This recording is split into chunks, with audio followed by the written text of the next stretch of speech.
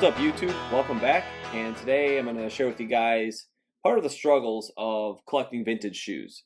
So as you see here, dead stock, beautiful Air Jordan 6 black infrared. I figured I'd use that as an example. It's my favorite shoe of all time. And you see the oxidation it builds up. So this just happens over time with the oxygen, and you get this kind of ashiness. So over the past couple of years, I've been using this anti-fungal liquid that's right to the left here. It's made by Walgreens and it works really good. I've tried a couple other brands to see how it will work, and it doesn't work that great. This one, instantly you see results, and I just swear by it. So if you're gonna try to do this, definitely stick with the Walgreens brand anti-fungal liquid. So we have the anti-fungal liquid, which we will do today. And then we will let the shoes dry for 24 hours. And after the antifungal liquid, tomorrow we will do the Angelus matte finisher. I also use the brush. It's kind of, it's rounded, flat. So it's got kind of a curve, flat brush curve. It's the number 12. This is from Blick. So yeah, you can see Blick here, number 12, and we'll do 2 coats of a sealant tomorrow. So I've been using this antifungal liquid, and not even thinking about it when I was talking to somebody at Blick, and they kind of recommended letting them dry, set them out. I would keep them out for maybe a couple hours, and then I put them back in the box. But now I'm letting it sit for a whole day. So use antifungal, let it sit for 24 hours, and then we're going to go 24 hours again. After we do 2 coats, and in between coats you can do about 15 minutes, just let it dry, and then you can do another coat, and we'll show that tomorrow. But you definitely want to make sure everything's nice and dry. So then after, so this is 1 day, and then 2 days, and then after that, and then the 3rd day you can put them back in the box or however you want to display them. But definitely want plenty of air so it dries thoroughly, and that's very important. So without further ado, let's show you guys here the antifungal. I don't use the brush. You can see the brush is here on the left. I don't double dip it. So in case you get, the fungus or whatever people want to call it, oxidation, I use a Q-tip. So every time I use a Q-tip, soak it. Let's get the bottle out of the way. And you don't want to push on it. You just lightly touch. And when you have that much on your Q-tip, you want to just kind of touch it up. Not pushing, not smearing. At first I was kind of rolling it, and you could see like it will take the paint off if you do it too much. So I've noticed the best technique is to soak it and just touch it. You gotta be careful with, some of the polyurethane is fragile. But as you see, the black is just completely disappearing. And another tip I can give you is just take your time. Enjoy what you're doing. Hopefully this will the longevity will seal it more thoroughly, and where you don't have to do this if you choose to do this. But I think it looks nice. It definitely brings the original color back, and I think just having like the fungal, if people think it is a fungus on the shoe, it's going to help. It's all about preservation. At the end of the day, we're just trying to preserve. And I've been batting my brains for the last couple of years trying to get this figured out. And I think with this Angelus sealant that they gave me at Blick is really going to help out. So as you see there, it's pretty good. And just a little touch. And once it dries up, I never redip the tip twice. Just do it once, okay? And then you can use the opposite side. So then I'll flip it once this dries out. So usually I go for the bigger spaces first. You saw me start here, and then as it kind of you don't need to use as much. You can use on like the tighter spots, like that's closer to the material. You see there's still some on there, but it's starting to dry out a little bit. You don't want to be pushing super hard either. So if you feel like it's just drying out, just reapply with a new dip right here. Got a brand new bottle. It's the greatest stuff. So you see it just bleeds in. If you just touch it, it just bleeds. Go over the infrared. Some people call it like barnacles. It just kind of smoothens it out, honestly, too. If we take a back we'll take a back shot here. I did these. I've never touched them up before. I got these last a few months ago, and I'll put some before and after videos and photos, and they turned out really awesome. So I was happy to see like the true cement comes back out to kind of match, you know, the upper.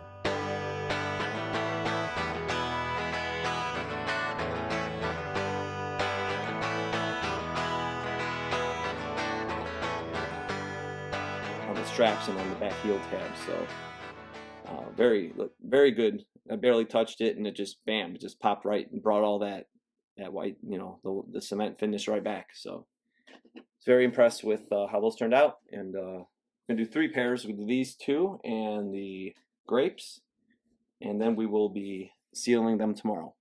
So we're working on the inner panel on the right shoe. You see the oxidation still there, and we did the left shoe already in the back here. And I just want to point out, if there is ever any like loose crumble, it's always good to do the darker spot first, or just do a clean one with like the infrared, because you don't want any black bits kind of rubbing on top of the infrared or any lighter shade color. So it'll just kind of help keep it clean. These, luckily, it's not like a lot of crumb like coming off in general. They're pretty solid. So, you know, just again, I would just go over the infrared separately and then go over the black. So right now we're going to dip back in, and we're going to go over the infrared here. So again, it's fully loaded. I just dipped it fresh, so it's pretty soaked, and just touching it, you can see it just bleeding in. And as I'm working, you can see it's, you know, just light touches. You don't want to do it like a big soak toward like where the Durabuck's at. So stick mostly to the center, and as it absorbs in, again, I'm just touching it, and you can kind of work that edge a little more. It's nice and slow. Take your time. You can kind of hold it. It can kind of bleed in if you hold it in too. Not pushing again, just kind of dabbing it.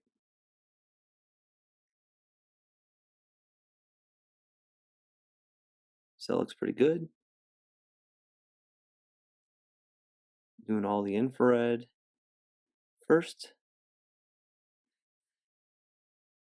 I might go back and, you know, just check and touch up some spots. So we'll hit this little bit here too. Looks good. Then after that, you can see on the tip there's some little spots where it might kind of chrome off. But it's not too big of a deal on the black. So if we start hitting the black, you won't see it, obviously. And we brush it tomorrow too to seal it. If there's any loose crumb, that will definitely help clean off the surface. Or you could try to dust them off as well. When you have the delicate polyurethane too, and there's, you know, dealing with the cracks and stuff, I just like taking half a sheet of paper towel. That way it's just easy. You can spin it around. So at each shoe, basically, I put, you know, paper towel under, and it's just easier to work with. So I don't have to keep picking them up and risking more cracking. You know what I mean?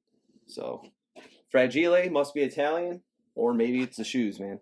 So that's that. We're gonna get a new Q-tip, and we're gonna go back at the black. So soak it nice and heavy, and then we're gonna just go in the center again. You can kind of see the magic.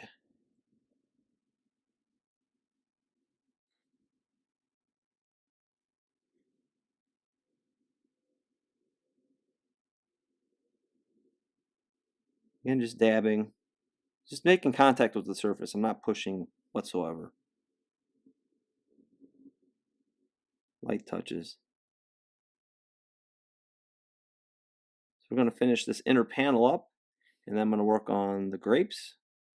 And then tomorrow we'll show you guys, later in this video, we'll show you guys how to seal them.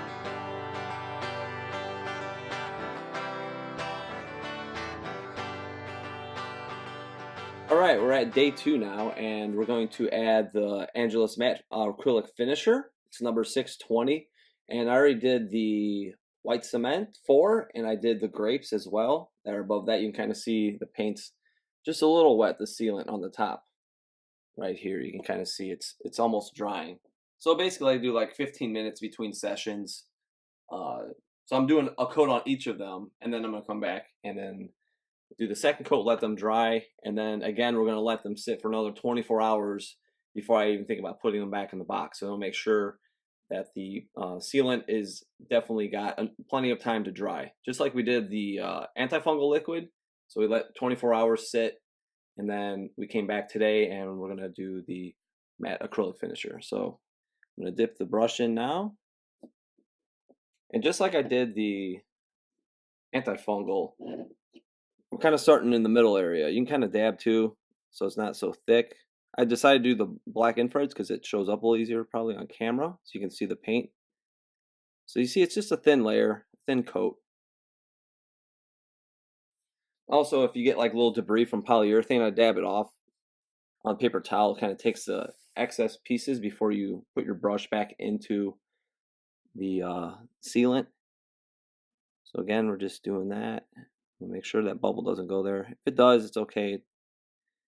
Just kind of filling in, and then you can go over it with your brush and soak it up a little bit.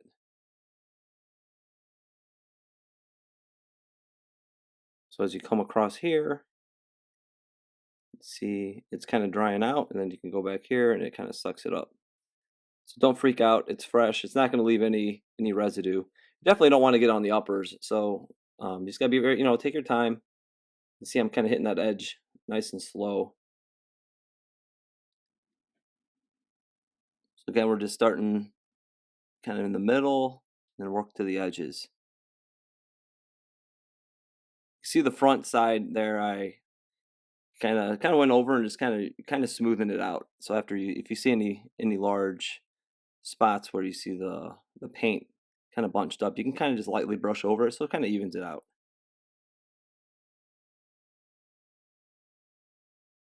Just brush lightly, don't want to push on it again, just like when you're adding the antifungal. So now we're coming around the back of the heel a little bit, and each surface is a little different. So you can see it's kind of not clinging as much to the back as, like, say, the infrared part. It's a little smoother. So again, just take your time, touch up, don't push too hard. Obviously you see there's a lot of cracks right here, so just want to be gentle and make sure you're not trying to do too much too quickly. You can kind of let that sit even too. I can finish this side here and then try to go over that and just kind of smoothen it out to help kind of seal it all up. So we'll keep on the inside here, finish this spot, then we'll kind of retrace back the other side of the shoe, anything that needs to be refinished.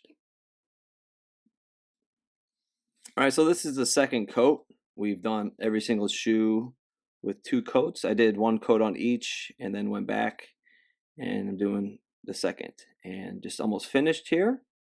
So as you see, it kind of goes on, it looks white, kind of milky almost. And it's good to get like all the way up into the crack too here. Just take your time. I like that rounded brush that I mentioned earlier. And kind of dab off the paint in the container. It's okay if it gets into the cracks too. If you got too much on the brush, you can kind of come back, let this absorb and pull to the top, all the way to the edge.